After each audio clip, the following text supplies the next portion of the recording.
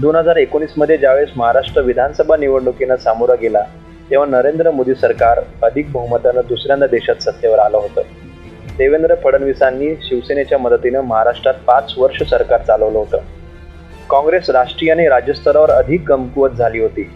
निवडणुकी आधीचे सगळे पोल्स पुन्हा भाजपच्या सत्तेचं भाकीत करत होते आणि पराभवाच्या भाकितावर पवारांचे अनेक खंदे सहकारी पक्ष सोडून जात होते. अशा वेळेस शरद पवारांनी राष्ट्रवादीच्या प्रचाराची धुरा स्वतःच्या खांद्यावर घेतली. आघाडीचं मतदारसंघ वाटप स्वतःच्या हातात ठेवलं. भाजपा राष्ट्रीय मुद्द्याभोवती प्रचार केंद्रित करत असताना पवार स्थानिक मुद्द्यावर राहिले. साताऱ्याची पावसातली त्यांची सभा सगळीकडे गाजली.